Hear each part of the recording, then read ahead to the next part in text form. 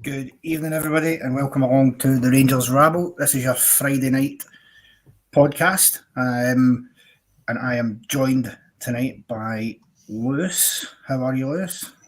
Aye, no bad, mate. Bit of a rough start there, but we move.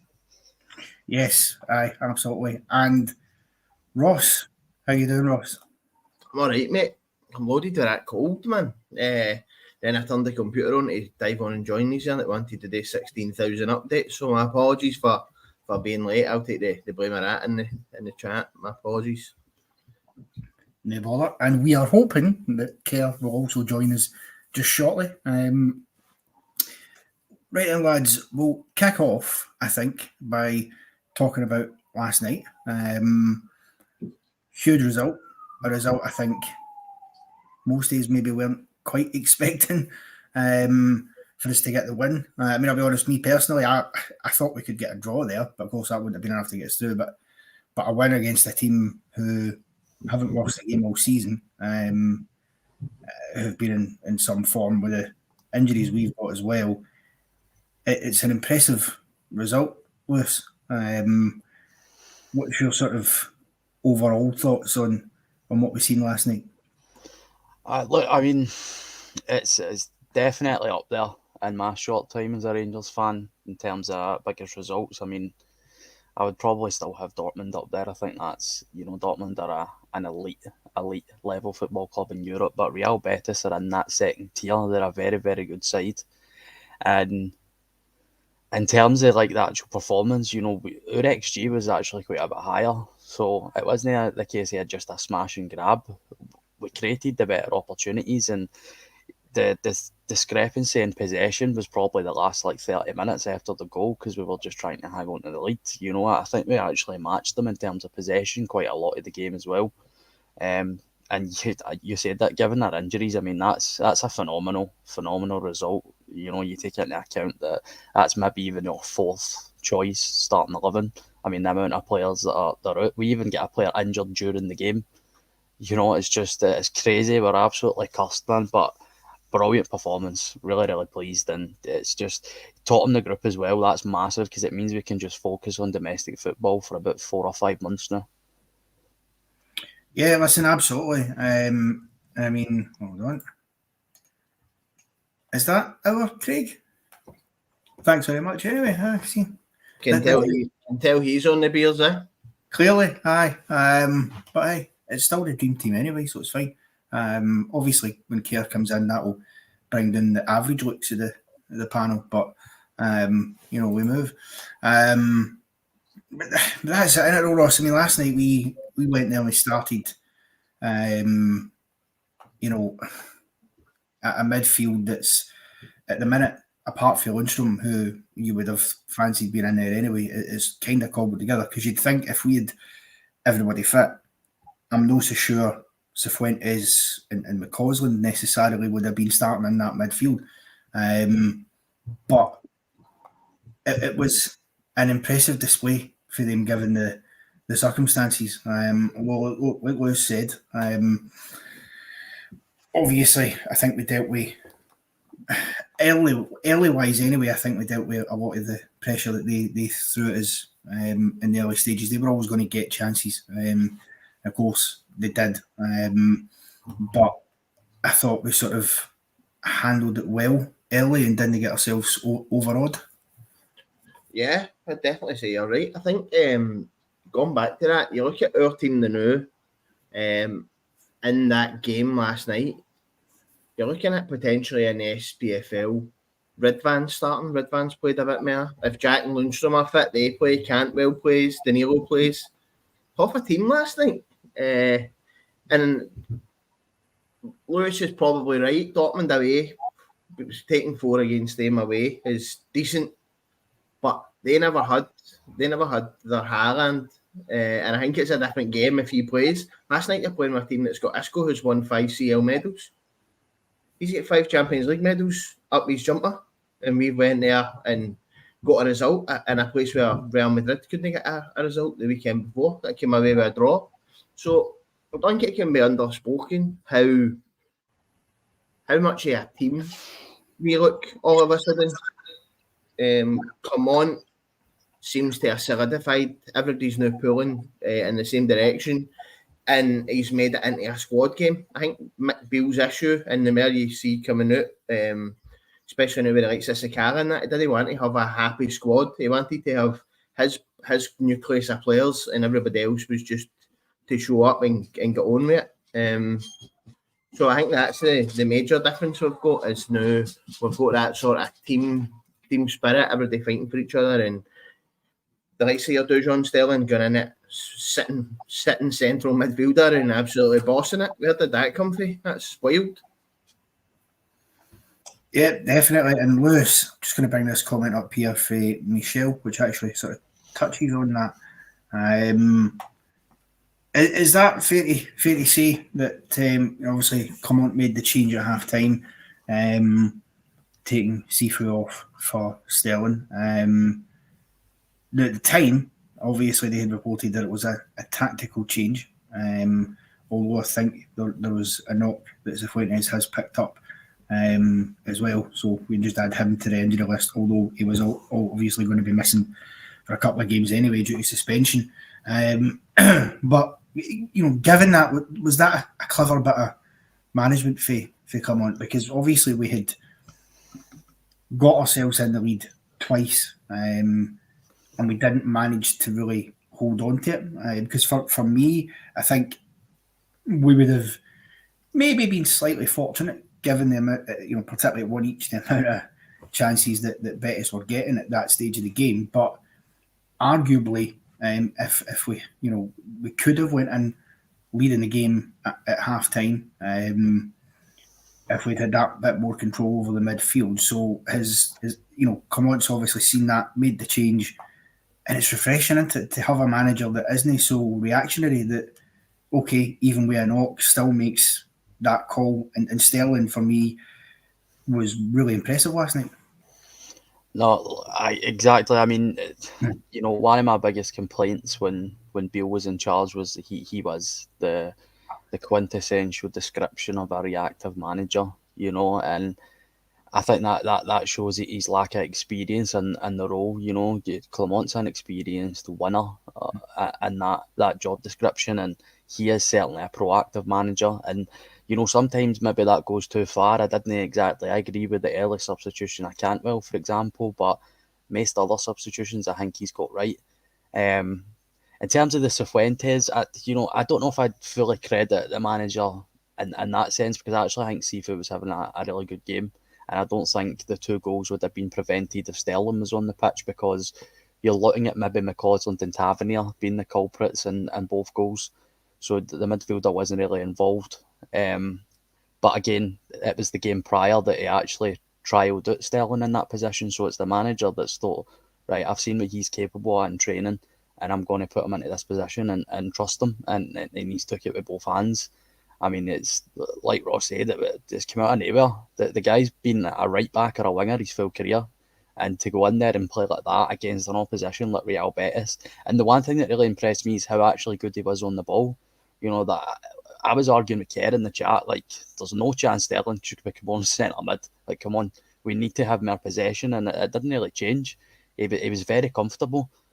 And you did see Isco start to fade out the game. I think he was pulling the strings in the first half, and maybe that's down to his fitness as a player in general, but it certainly did start to dwindle. Just a really mature and professional performance, which is a massive change to see in this team for about 12 months now. It's not something that you expect, and to go away to a stadium like that and get a result, that all the pressure on you as well, we needed to win. It's massive, absolutely massive, and all the credit goes to Clement.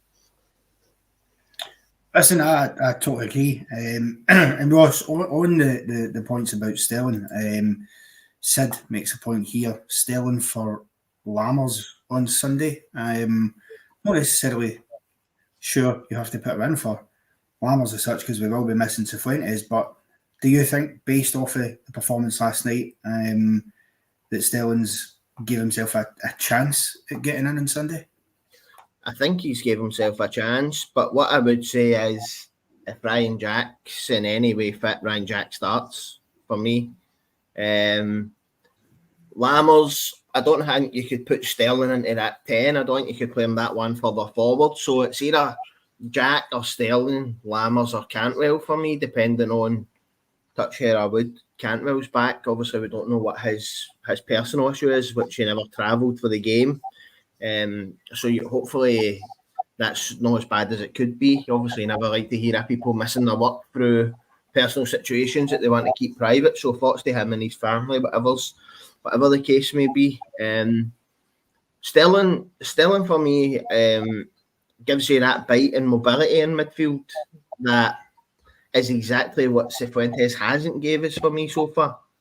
Too long on the ball. Used to playing that American laid back style where you've not got two people right up your arse as soon as you get a first contact. I think Cifuentes will be a good player for us, but I think it'll be next season. I think he needs a full season in Scotland to kind of analyse the situation and get used to it, and then a good hard pre-season. I don't think he's a diddy, put it that way. On the other hand, Lammers wouldn't even get a game for the Asda Govan fucking five-a-side team. Well, yeah, he certainly has his moments, Sam Lammers. Kerr, you have finally joined us. How you doing? Apologies, aye. Sorry about that. It took me ages to get logged on here, but so that's me now. 11 minutes, 12 minutes late. These things happen, cannot be helped.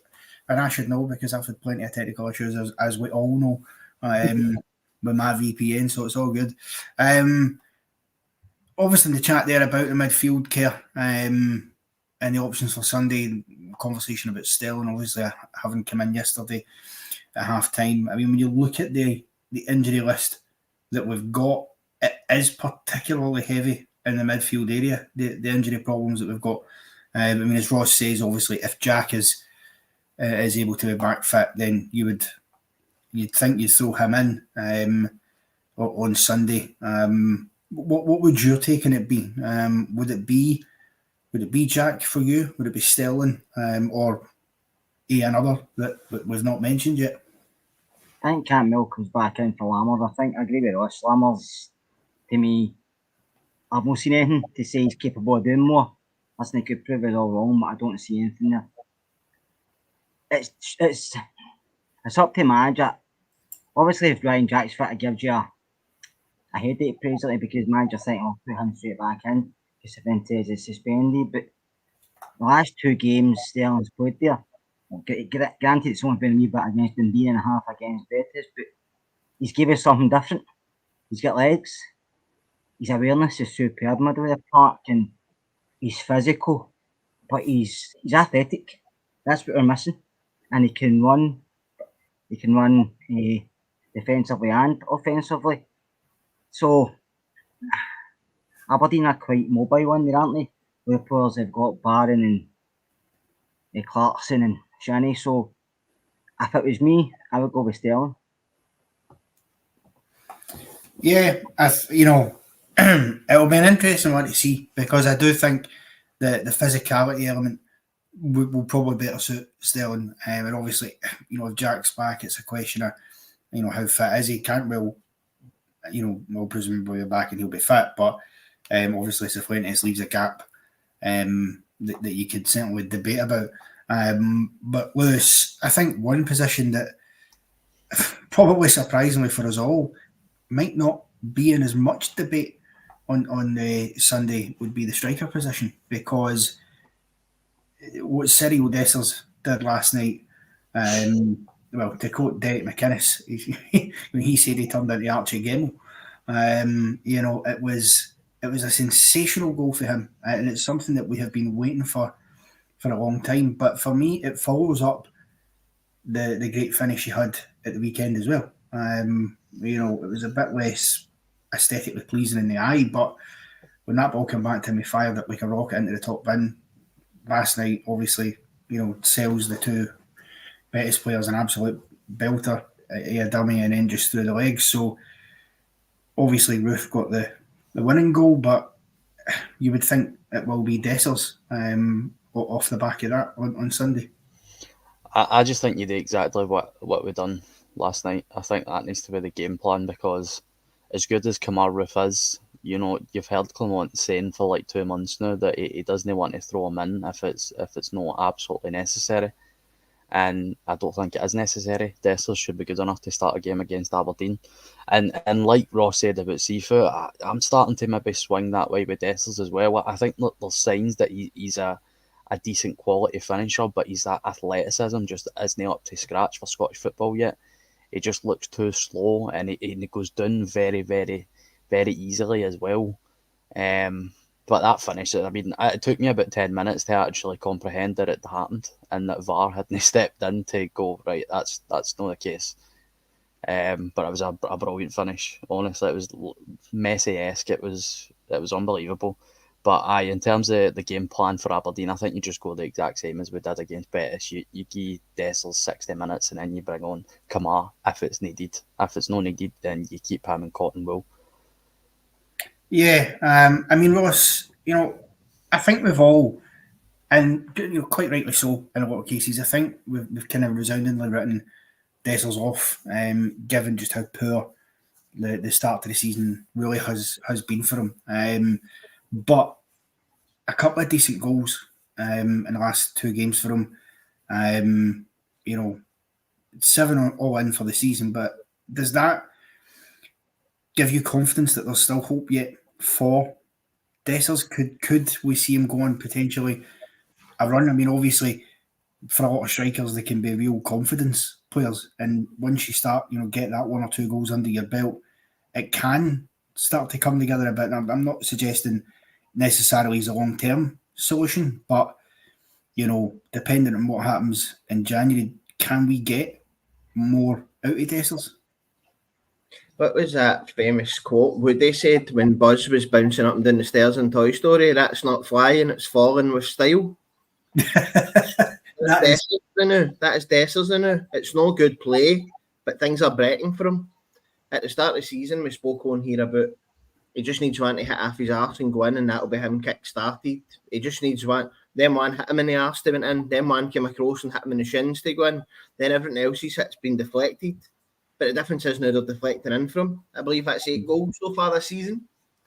So he's not a dafty. He's not a diddy. But I also don't think he's a person that I would like to hang my hat on when it comes to.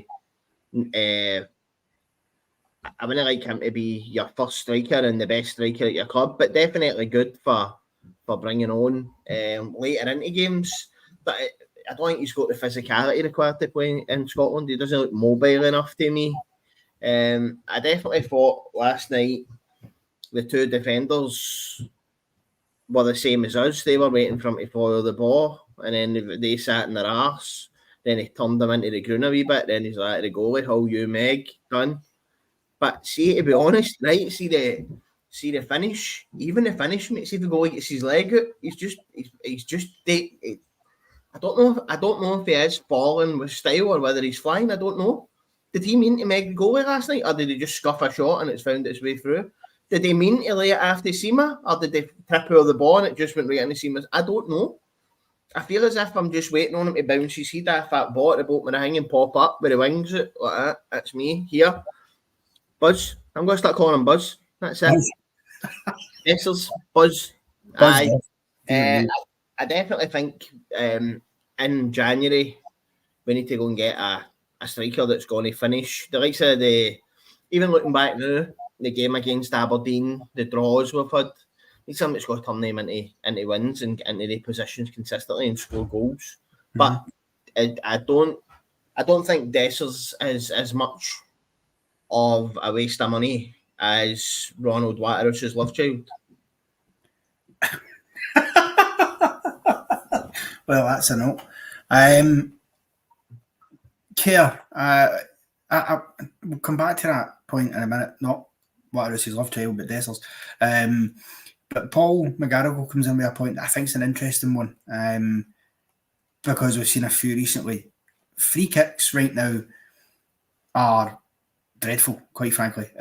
If we're being honest, Tav, is we know what he's capable of. We've seen him whack in 30-yarders and all that. And yet, recent times we've had a few on the edge of that box, and we've not really troubled the keeper away at all. Last night, Barisic, that's a poor free kick for that kind of range. I was hoping Tav would hit it, but I wasn't surprised. Barisic did. Is that an important thing? Because I'm thinking, you think the cup final on Sunday, right? We know Aberdeen are going to be hard to break through because we've seen that in a couple of games we've played them. They'll make it tight. But what you can get out of them is fouls. They are prone to that. So if we get that opportunity for that kind of range, we need to be taking these opportunities a lot more than we are right now, because I don't think I've seen us score a single free kick this season. No, they've not been lately. The free kicks have been great. But just before I go into that, I'd like to say to people in the chat who's asking about my grandpa yet, the answer is no. Still waiting. Still up the hospital, but baby's still not arrived as yet, so still waiting. So it could be any point over the weekend. So it's a long wait, but thanks for asking, folks. Just like to say, the problem with free kicks is we all know who we're going to go. It goes to Tab and then again it goes to Burner. I think we should mix it up. Why not just roll it to the side and let somebody just wallop it, basically? Big toe bash. Do you know what I mean? Because sometimes when it's too close, you can't get up and down. Do you know what I mean? So why don't we change it up, get to maybe McCausland and get Campbell?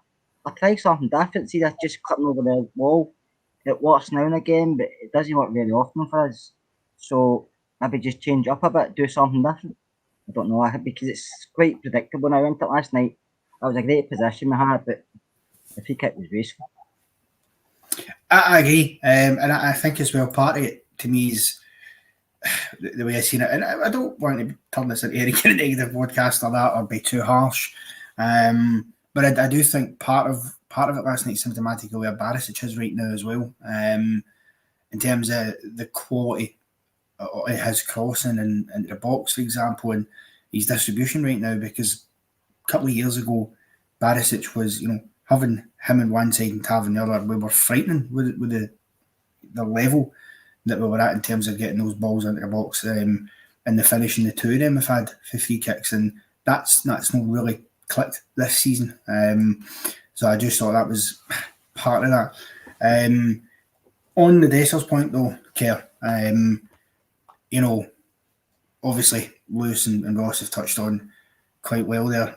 What's your own sort of take on Dessers at this moment in time? Is he, as Ross puts it, flying, or is he just falling with style just now?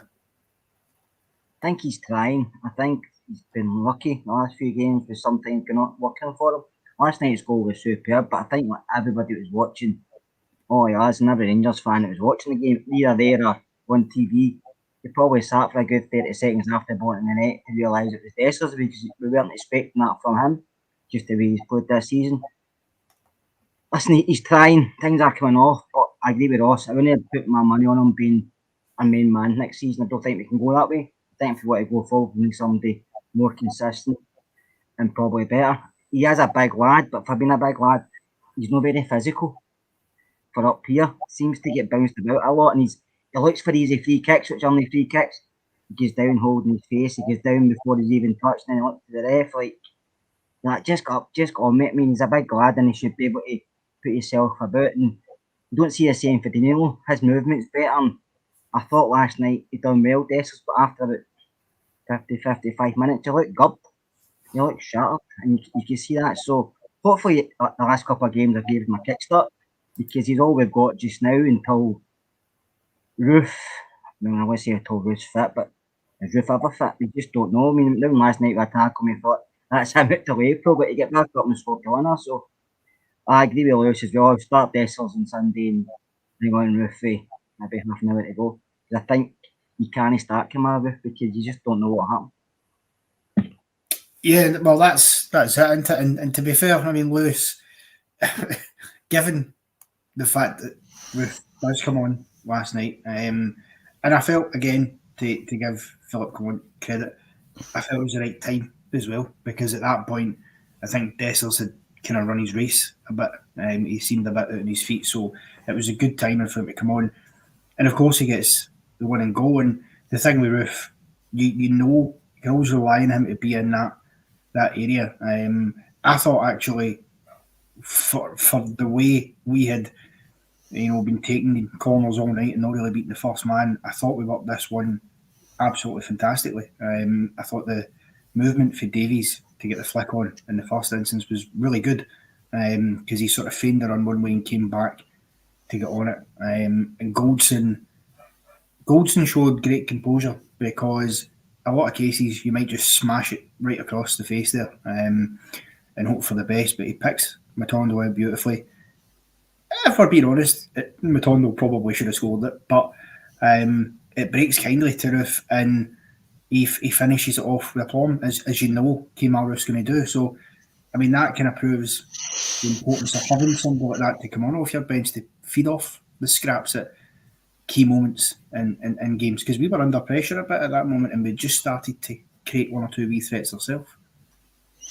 Alright, look, see, before I come on to the Roof thing, I just want to touch on the Tavernier thing. I don't know why I get so vexed when people go for Tab. I don't understand the hate that he gets. I mean, his set pieces is the last thing in his arsenal you should be coming for, because that's like 50% of why he still starts at right back for Rangers, because he's capable of scoring a free kick. And see that comparing Albert's and Tav's free kick, it's nonsense. They're two completely different styles. Albert's couldn't curl it in like Tav could, and Tav couldn't smash it like Albert's could. I mean, Tav scored like 20 odd free kicks for Rangers and like 100 goals. It's every 5 attempts he scores a free kick. Do you know how crazy that is? I just think that's the last thing you should be talking about. His lack of athleticism and his ability to not get up and down the pitch anymore, instead of talking about his free kicks and his penalties. But anyway, on to what you actually asked me. Roof, like, see, in terms of his ability as a footballer, he's Premier League quality without injuries. And this isn't just coming from my opinion. See, if you listen to people that have played with Roof and have ended up at that level, they'll tell you the same thing. That if he was fit more often in his career, he would be playing in the Premier League. He probably would have just kept playing for Leeds, to be honest with you, because he was better than Patrick Bamford in the Championship. And he's a top quality striker, but he's made that absolute chocolate. His legs just go like every 3 games. He's finished. And you're right, it is good to have a striker like that, but is it good if he's available 10 times a year? Like, Clement needs to start making the tough decisions like this. Like guys like Kemar Roof, guys like Ryan Jack, guys like maybe even Tom Lawrence. We just need to cut our losses now, because it's happening too much that they're not available. And one of the best things about a footballer is availability. And if you're not available, then your talent doesn't matter anyway. So it's tough decisions are going to be made at the end of the season. But for the now and here, Kemar Roof is a fantastic option to have. And again, without injuries, he would be our best striker by far. Yeah, listen, I totally agree with that. I've always believed that, and it's always been the great shame with Kemar Roof, the injuries he gets. But I think, this moment in time, we've got to enjoy him while we've got him, while we can use him. And if we use him the way we did last night, smartly, bring him on when you need something at the end of the game, he's always capable of producing.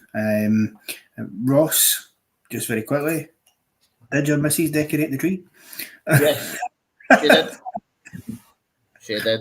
Gives her something to do on a Thursday night now that our team's not in Europe or that. They've not got Thursday nights to worry about, Oh dear.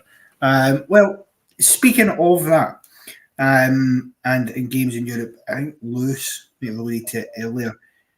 We now don't play our next game in the Europa League until March, which is, one of the many great rewards we get for topping that group last night. How important is it for you, Ross, that we use the time we've got now, where we're not going to be playing midweek weekend, to the fullest ability to try and get back to the top of the league table if we can, and obviously make sure that we win the cup on Sunday, and of course keep ourselves in the Scottish Cup as well, and still be firing in all sort of competitions come then? Well, you can look at it 2 ways. You can look at it, we've got a break now for European competition, but ours is only until March. The rest of the leagues is to August, June, July, whenever. So as much as it's a big celebration last night, come March, if we want to go a wee run, which I think we could, by the way, I think we should be looking at quarters, semis again, especially getting into last 16. You're looking at having an extra 6-8 games between now and the end of the season. And it's in that quite condensed period between March and the end of the league campaign where it's squeaky bum time quite a lot, and we're going to be playing twice a week. What I would say is the year we went to Seville, I think it cost us because we were having the big European nights and it was taking so much out of folk. But then you also look at the fact that thanks to everybody's favourite Cockney car salesman, we're going to need to now go and invest heavily in the team again. I do believe we need to go and invest heavily. So the European runs, it's good, but it's bad, isn't it? It really is. It's good. I'd rather be there than no be there and decorating a Christmas tree on a Thursday night than I'll get on a Thursday night and then we'll probably have the dinners that take ages to cook on a Thursday night and that for the rest of the season. So it's good for me. But there's benefits. It keeps people going. It keeps the team oiled up. Keeps everybody just ticking over. But I do think that there's going to come issues, especially if we kind of get a grip of the injury situation where playing games every 3 days could end up costing us. Mm-hmm. Well, yeah, I mean, that's the thing though, but then does that not just show Kerr the importance of January? Because I suppose the one good thing we've got, I say we can, it depends on finances and stuff, but surely topping the group, the money that comes with that, I think that was at 3 million, I think you get for topping the group. Couple of million for the wins we've had. So with that money known that it's coming in, does come on in your mind get enough backing in January to strengthen us a bit? Obviously, we're not going to see wholesale changes, but if we can get a couple of players in, we could be looking at a much stronger team by the time we play our last 16 tie in March. Yeah, I think you have to get folk in January. And I don't think this squad's capable of going through thin out at the end of the season and putting a consistent challenge into the league. I do think we'll falter. But I think we'll have to release players as well. I think the wage bill's at a place where it shouldn't be. We've got a really massive wage bill. And for the squad we've got, it's no great, to be honest with you. So I think you'll probably be told, try and get either one or two, but you can bring a couple in. Will they be loan deals? Will they be permanent moves? I don't know, but I think you'll probably know himself. He needs a few players. I don't know if we'll go for another striker. I think we need a striker brought in, but it depends where the positions he feels he's the weakest. I mean, we've got a few positions where we've got 2 or 3 players there, but injuries and making it difficult for us. And obviously with the European squad, we'll left out a few players, so never get a chance to play either. So can you change that from now? Because I throw it to the next stage. Can you change the European squad?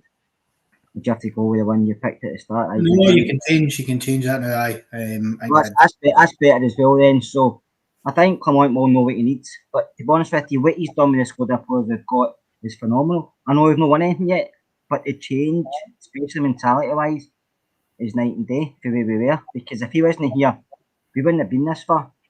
We wouldn't be 5 points behind either. We'd be worse off with somebody else in charge. We with Michael Beale in charge. But I think he's come in and he's made these players believe in a different way. He's made them believe in themselves. But he's gave them all jobs to do in the part, which Beale never. They looked lost under Michael Beale. They didn't know where they were going, to be honest with you. But he's told them a lot of them home truths, which is sunk in as well. So it's good that what he's done with these players, but I think he probably knows he can only do that to a certain point with some of them. They all have to invest. So hopefully he does, but January's a very hard month. Because if players know we've made a bit of money, the team know we've made a bit of money in a certain position we're looking for, prices go up, plus you're buying players for other teams that you don't want as well. So January's very difficult to get players in that you can make an impact. So probably the summer, but hopefully you can bring in 1 or 2. Well, listen, I think that's the hope, innit? I mean, Lewis, obviously there are some key areas that need strengthening. One of those areas could possibly be the back line, the defence, maybe. last night, obviously, we conceded a couple of goals. Listen, you can't take away the quality of the finishes for Betis were outstanding. But that won't be the same sort of back line that starts on Sunday. Well, Big Balogun will be back in the door, you would imagine. I think in Clement's time, I think he's definitely preferred Balogun and Goldson as the partnership. I'm still undecided myself personally. I think the centre back pairing is a bit of an issue. It's not really something that you want to change too often because, like the goalkeeper, you want stability in there.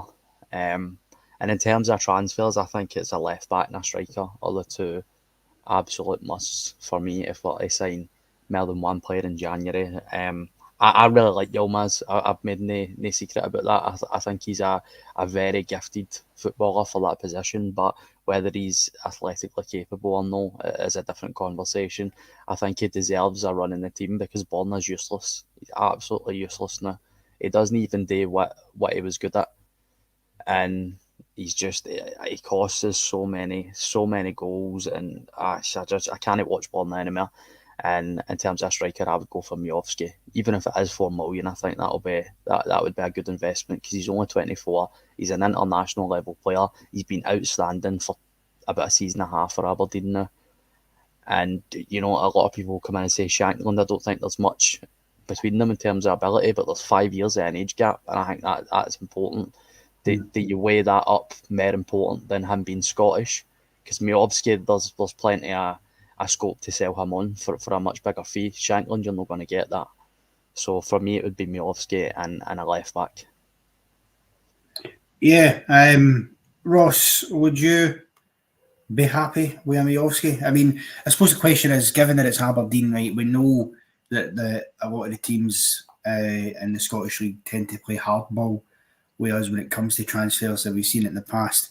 I think it was at Hibs asking for ridiculous sums of money at one point for Scott Allen, and then taking a fraction of that, less than what they were demanding we pay from Celtic for him. So is that the thing as well? I agree with Luce in terms of I'd love to get Miovski in the door, but is there the worry that Aberdeen will try and kind of, sort of take the mickey a bit and try and ask us for an inflated price? For me, Miovski, I look at Rabbe Matondo, I look at Jordan Jones, I look at all the players in it. Every goal he scores for Aberdeen's a ball at the tap that he runs onto. Great finisher. He's not going to get that space playing for us when teams play 10 men. We need something a bit different. They're quoting £4 million. Add Rangers tax onto the top of that. We're struggling. You only have to look at the players that have missed out on the Euro squad this time. We need to get more Scottish boys in. I like the look of the boy Barron for Aberdeen. If rumours are to be believed and he has signed a pre-contract with Rangers, then another one that they go and get him early. Looking at a Europa last 16 place and having a Scottish homegrown player to register, do you look at Danny Armstrong, who's one of the players I've spoke heavily on when the limited amount of times I've been on this season. The first game of the season against us, he ripped us to bits. And he's got that wee nasty streak. It was him that left one on Lammers. First game of the season, just left one on him, let him know he was in a game. And Lammers has not turned up since. He's not came back. He's put in a sticky. Although he's playing, he's not there. Then we look at the Scottish market, and I've seen a lot of folks saying as well, you can't take Armstrong because we bought Jones. And look what happened with Jones. But there's a lot of mental gymnastics goes on with that as well. Because for me, all Jordan Jones had was pace. The boy Armstrong looks as if he's got a bit more than that. Am I right in saying goes inside, outside on both feet? I think him and Seema playing on alternate wings, playing as inside forwards or inverted wingers could potentially work for us. And I've seen people in the chat talking about McCausland. Is McCausland a future Rangers captain? Miles at that level. Last night showed you McCausland's come in and done well going forward, but he's got a lot to learn about the game when it comes to stepping up a level. Even the likes of the game on Sunday, I'm not sure McCausland gets through into the game on Sunday. Just for that, a young player switch off for 1 minute, Miovski's in behind you. Mhm. I don't know if he'll go for experience in that or whether he'll give the young boy. He probably deserves his chance. But for me, the biggest travesty is that we're sitting here at this point of the season. Seema's our top goal scorer. And you've got players like Sakala and Cholak that the fraud let go. Imagine you had a Cholak, just a goal scorer. Somebody that will get the ball, take one touch and bury it. And I think that's what Shankland will give us. I do believe that. I know that on here, I used to get pelters when I said we should have signed Xander. Now I get pelters when I say we should sign Shankland. But as somebody who watches Hearts every single game, he offers so much more. See, I look at Steema and I look at McCausland, players like that. Shanks can take the ball and when he's back to goal, hold it up and play a pass and then break out and go. I think he would offer us a lot. I think he's criminally underrated and he's Scottish. Again, always answering questions and going a million different things. It's probably the ADHD or something. But if you're asking me, I don't think Miovski looks as good a player for Rangers as he does for Aberdeen when he's playing against a back five sitting right on the 18-yard line. I don't think he's got the space. Yeah, I mean, the thing is, Kieran, we talk often, I think at times, maybe sometimes you can turn your nose up at certain players that are playing in the Scottish League. And there are some legitimate reasons. I mean, Ross touches on there, people having concerns because it didn't work with Jordan Jones or others, for example. But at the same time, you can't just ignore these players because you've had a bad experience in the past. But, I think Jones, personally, I don't think Jones was a bad player. I just don't think he was the right fit for us at the right time. It was a big step up and it was too much. But Armstrong's a totally different player to Jones. I think he's got more technical ability than Jordan Jones had. So he wouldn't be the worst player in the world to sign. Obviously, we've got to expand and look at other markets and come on, might bring a knowledge at different leagues that he's been to. Obviously, he's been prominent in the Belgian league. Maybe we'll have one or two contacts there that he can look at. We've seen that happen before with the likes of Thomas Buffel, for example. So we could do that, but it is important that we all keep a sort of an open mind about the players we're bringing in and the markets we're looking into. I think Clement have an idea of it, like I said earlier, what he wants. I think he'll have an idea of his own players. He's managed in France and Belgium, so he's seen guys that we've not seen. We don't like talking about guys we've seen either highlights or against Rangers. And it's different, like what I said about Miovski. I like Miovski, but I don't know if I would pay that money for him, just for the fact I don't think he's worth it. I think you would maybe get it back, but I don't know if I'd pay that for him, especially the market is just now. Lawrence, I've seen Lawrence since a young boy at Queen's Park, and he's a hit and miss at times, Lawrence, but I think he's a better player at Hearts now than he was at United. I think his game is more complete than it was at United, but I still wouldn't pay a lot of money for him. His contract's only like 18 months left, and I think Lawrence would walk down the M8 to come to Rangers because he was a Rangers fan as a boy, so I think he was signed for us anyway. I think there's players in Scotland you couldn't go for. You mentioned Armstrong. People forget he's 26. He was at Wolves and he didn't really make it and been at a few clubs and he settled at Cully, which is good for him. So playing with Kilmarnock is different than playing with Rangers. I've seen Jordan Jones. Jordan Jones is too much on his head, too much away for football. Jordan liked him on the game. Not just at Rangers, at other clubs as well. So there's guys up here. I like a boy Watson at Kilmarnock as well, but he's still a young lad. Lennon Miller at Motherwell.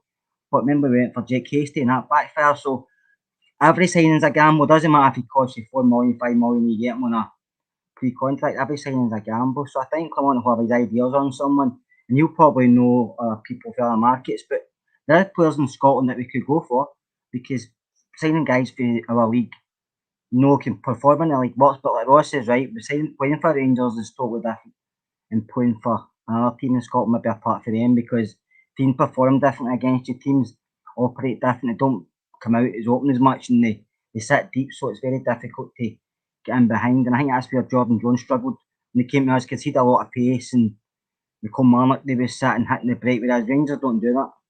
So it'll be interesting to see who he goes for. But I think we need the right winger myself. I know my cousin's there, but I think we need somebody else here. And I think the full-back's position don't worry me at the moment because we're coming towards the summer.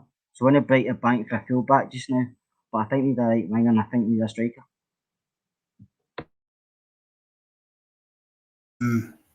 Yeah, well,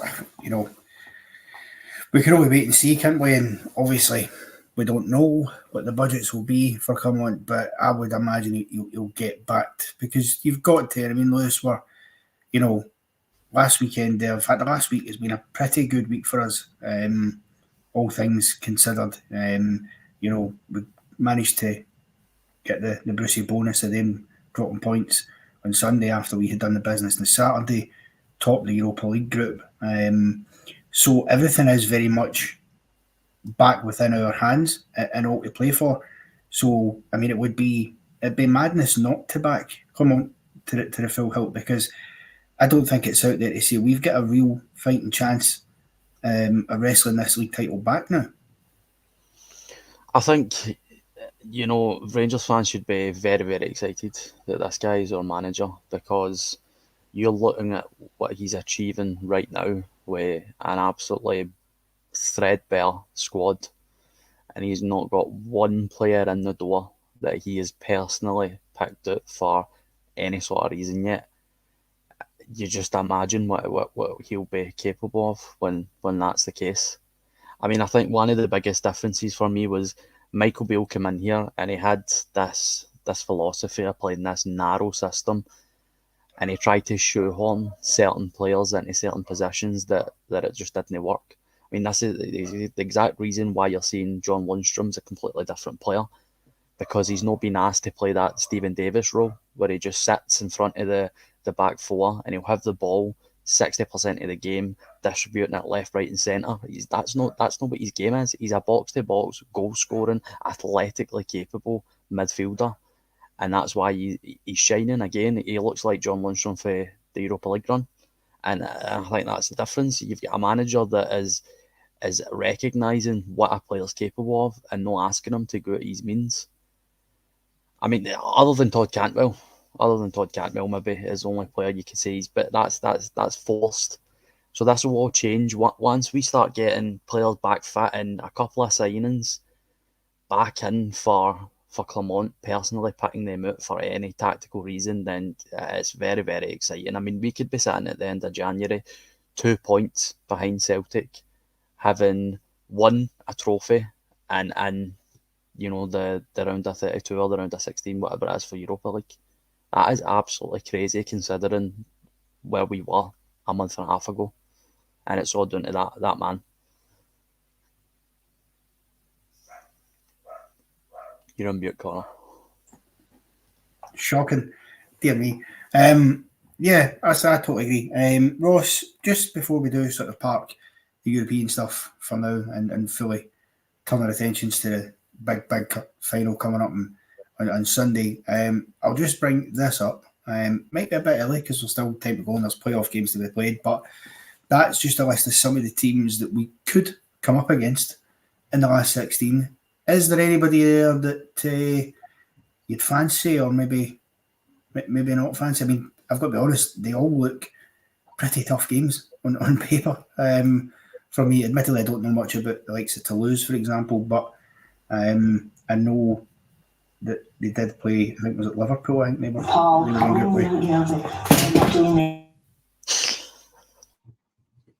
Joke man of the WhatsApp videos here.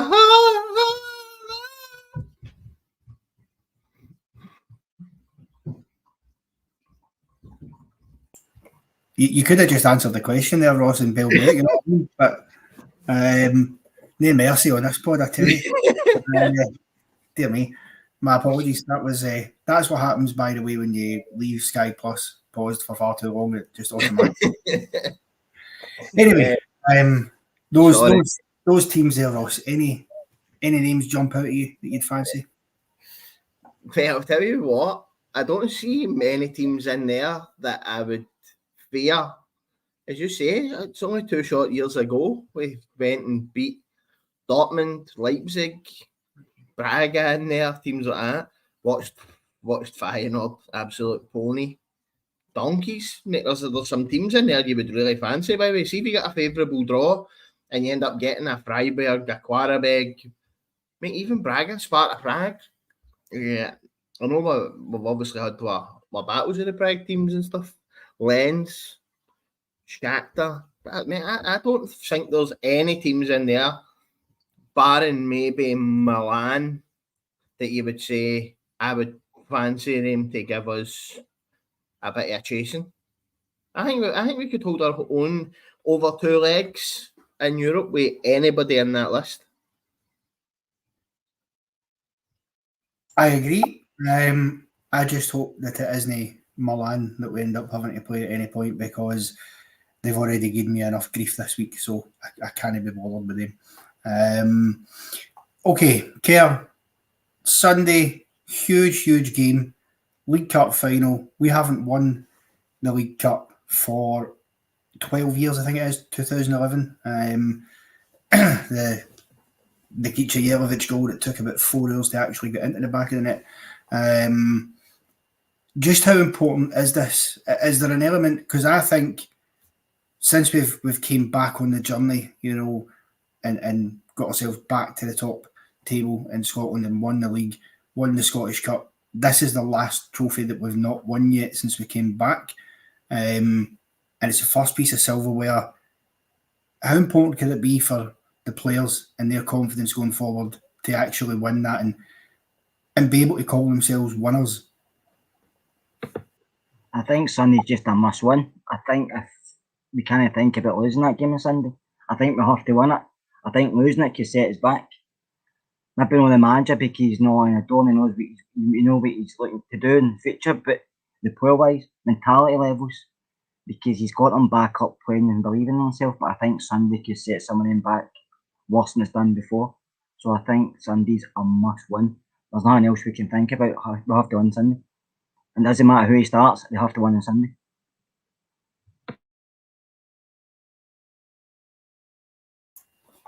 Yeah, I mean, it's must win, Lewis, as Kerr says. It sounds like the obvious cliche thing to say, but it is absolutely must win. We know what we're going to get out of Aberdeen, and I said this the other day there. Is it time that we just,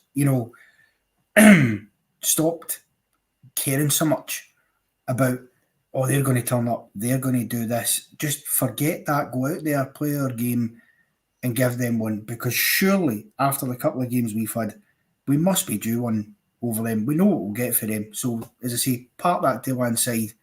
We've just got to go out there and do the business. It's Rangers. Every game's a must win. And if you don't know that, then you'll fail at this football club. It's as simple as that. And it's whether you're playing Ross County when they're bottom of the table at the last game of the season and we've already won the league, or you're playing in a Europa League final, they're both must wins. And see, even in terms of like the European things, I've had a look at all the teams that are possible to get, and see, other than AC Milan and Liverpool, and even AC Milan would be doable, Rangers should be thinking about beating every single team on offer our 2 legs. And it's the same way with every other team domestically, including Celtic. Celtic really only like much of a shake this season.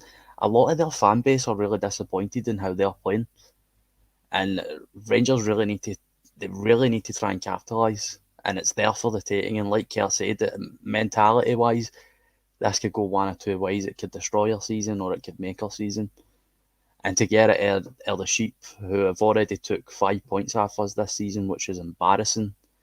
4 points off of this season. It's just it's unacceptable. And like you said, we're due a pumping of them, definitely. That they're not on the same level as us, and if we play at your level, then we'll win this game comfortably. But it's just you need to go into it knowing that you're going to get a game, because it's happened too much now, where it's just a story. Like Aberdeen play up when they're facing Rangers. That is just the thing. You need to understand that now, and it's going to happen again. So it's time to put them to the sword and send them back where they belong, because how they've even made it to the finals, embarrassing on our National League as well. So definitely needs to be a hammering. Listen, I totally agree, and of course we all know they scraped their way into the final. albeit you've got to give them credit, they were doing it 10 men and they got over the line. But if Hibs weren't so ranked rotten, we wouldn't have been playing them.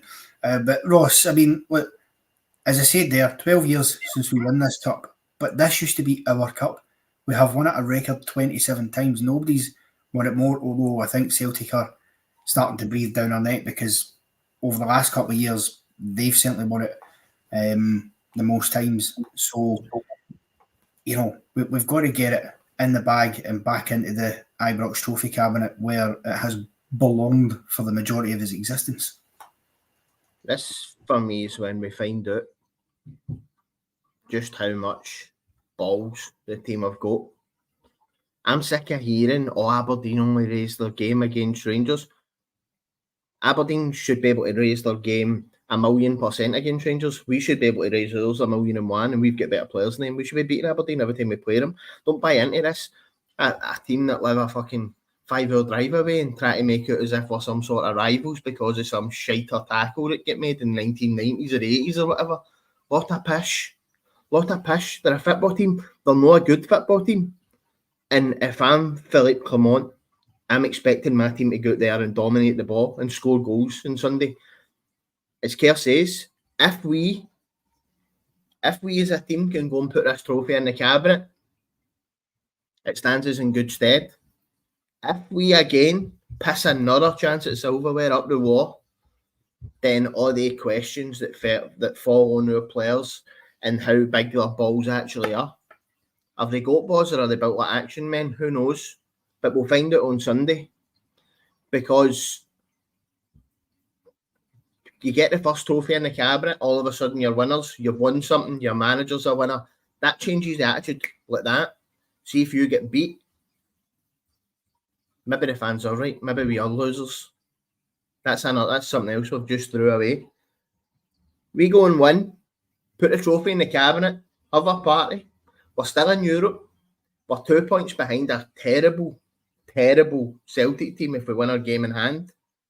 We've got the players to go and see what Kilmarnock did to Celtic last week. And as I say, I watch every Celtic game because my girlfriend watches them. We sit and watch the football together. That's what we do. We chill. You're not telling me that we've not got better players at Kilmarnock that can go and be even more physical with Celtic. You're talking about Dejan Sterling there. I watched Patrick Roberts. Fuck's sake. That's a blast to the past, isn't it? What's his face?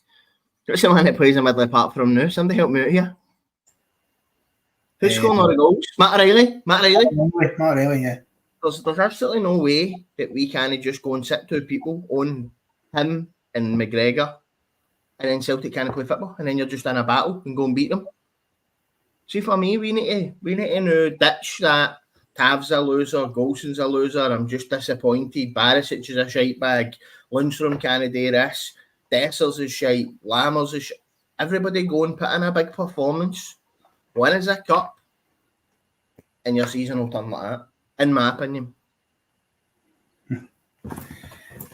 Only say this, Connor, some of our players hide when the going gets tough, especially against Aberdeen. We've seen it a couple of times. Aberdeen try and bully, try to be physical, and some of them hide. We've seen it against Celtic as well. Some of them hide, but some of them still get playing against them because we've not got a lot of other players to go to. But some do hide. You've seen it up at the Toddery and went behind. You've seen it at Ibrox when they get beat quite easily. Well, just on that point, Kerr, before we wrap up on that, what do you make to Callum's point there? Is this a bigger test than yesterday? I mean, it's a different test because yesterday we were kind of the underdogs, but we will be the favourites on Sunday because, let's be honest, since Kilmarnock knocked them out in the last 16, we automatically became favourites to win it. So it is a different test, but is it a bigger one? Yeah, Aberdeen, I know what he means in terms of it's a bigger occasion because it's a final, but it shouldn't be a more difficult test for us. We should be able to deal with it. Well, somebody said in the chat that they didn't hide last night. They never. But in Europe, they've been fine. But domestically, some of the players have been poor. That's why they've not won a lot since Steven Gerrard's been here. Because when the going gets tough, like Ross says, they bottle it. I mean, we should be winning more than we've done. But they bottled a few times over the last few seasons. It's been the same players. And then you get the same excuse. We'll learn for this. But we're huffing. So Sunday they have to go and go out and lay a marker. Listen, Aberdeen are going to make it hard for us. They're going to be in their face. They're going to sit deep. They're going to try and hit us in the break with Duke. We know how they're going to play. Rangers know how they're going to play. But for some reason, we pointed their hands. I mean, the goal we conceded at Petod, I mean, you argued about it, remember? And that's how bad it was, because me and you argued about it. We were trying to defend them and criticise them at the same time, but it was a shambles. And that's how easy it is to concede a goal, because for some reason we just collapse. And Aberdeen are on a great side, and I agree with Ross. They up their game, but it doesn't mean they should make it any harder. But I think some of our players have got it in the back of their head. It's Aberdeen. This is going to be tough. And it shouldn't be like that. It's just Aberdeen. Same as St Mirren, same as Livingston. It's just, they're not any better than them. But for some reason, some of our players think Aberdeen always gives a hard game. And I think the fans, we say it as well. But I agree, we shouldn't say it because it doesn't make it any better. It doesn't make it any better. It's kind of a laughing stock. They're saying they only play against us and anybody else. But and you can say, well, like it's true, but the players actually believe that. I think that's why they do struggle. Yeah, well, listen, that will just about do it for the night, gents. I'll ask you for your predictions in a wee second, but firstly, because I'll be killed if I don't remember to mention this, as you can see in the top left-hand side corner of your screen, the Rabble is now sponsored by NordVPN. So if you too would like to still be in Europe after Christmas, then hop into the link in the description below where you'll get 63% off your subscription. There's head shakes coming for Ross and Lewis. Have I missed something there? That was an absolute terrible that was one of the worst I've heard, by the way. I'm not joking. Terrible. Oh dear. And also don't forget to like and subscribe to the channel for more riveting banter as always for the Rabble. Right, lads, just before I let you go, I'll get your predictions for the score on Sunday. Kerr? Actually, I think we'll make it hard for ourselves. I think we'll win, but I think we'll go extra time and we'll win 2-1. Ross? 3-1 Rangers, Miovski, first goal. That's coming. We signed them already, Ross. I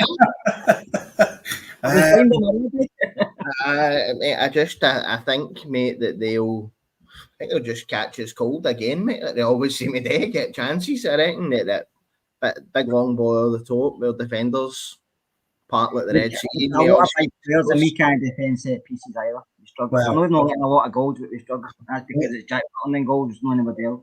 Let's just hope if that does happen that this time we actually come back and win the game, which we've done before. Lewis? Funnily enough, no word of a lie, my prediction was the exact same as Ross's. I had 3-1 in my head, and that we were going to concede first, probably for Miovski. And sometimes that's what happens. It wakes this fucking team up, and they go and believe that they're Rangers and no St Mirren. So hopefully that happens. Well, there we go then. And on that note, all that remains for me to do is to thank you very much, gents. It's been a pleasure tonight. We will, of course, be back on Sunday with the coverage for you. We'll have the pre-match build-up and the post-match reaction to what will hopefully be Rangers' first piece of silverware of the season. Have a good weekend, everybody. See you later.